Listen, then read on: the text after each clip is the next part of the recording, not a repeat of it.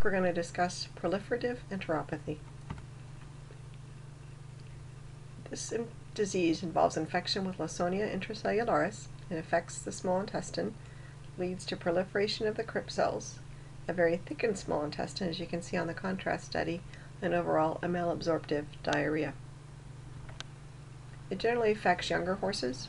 We see it most in foals in the 4 to 7 month old range, so just after weaning, and see it most often in the fall and early winter.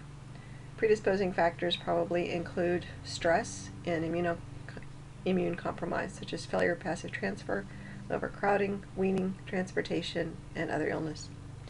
Clinical signs: the biggest component is a very, very low protein. It goes along with chronic weight loss, stunted growth, and edema, and you'll also see intermittent colic, diarrhea, lethargy, and fevers. So just to think back through your other stuff, what other large animal species is affected by this organism, and how do the syndromes compare? Diagnosis is by looking for that thickened ultrasound, or thickened small intestine on ultrasound. So the image on the top of the screen there is a very thick small intestinal wall, and this goes along with a very low protein and a very low albumin. You can confirm it with fecal PCR, rectal swab PCR, if the foal is shedding, and they will not be shedding at all stages of the disease. Serology indicates exposure, not infection, but may be useful for detecting early infections or picking up infections early on in the stage of an outbreak in a herd. And then in necropsy, you can see the bacteria in crypt epithelial cells. Most of the complications are related to the very low protein. This horse, the one on the left, has scrotal edema. The one on the right has edema in the pectoral region and the ventral belly, and you can see it best in the pectoral region. Prognosis is getting better because we are identifying this disease more often and treating them early on.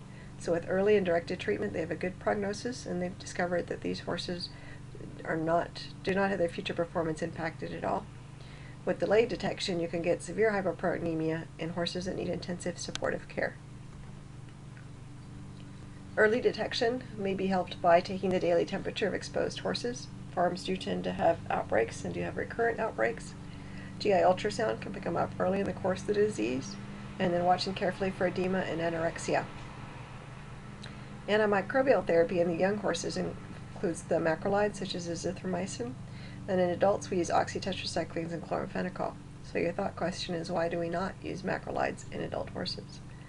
Again, more of the chronically affected horses or delayed diagnosis horses will need IV plasma and parenteral nutrition to recover from the low protein. Prevention involves minimizing the risk factors of immunocompromise and stress, so avoiding overcrowding. It's transmitted by a fecal-oral route, so you want to protect the feed from contamination by other horses and rodents. Always a good idea to separate your sick animals, make sure they get good colostrum, minimize their stress. And then, because it does tend to recur on farms, keeping records to know when the previous outbreaks occurred can be helpful. And there's some recent studies showing that off-label intrarectal administration of the swine vaccine, given twice 30 days apart, can help decrease the duration of the disease, decrease the shedding, and decrease the severity. So people are starting to use that, so watch for more studies along those lines.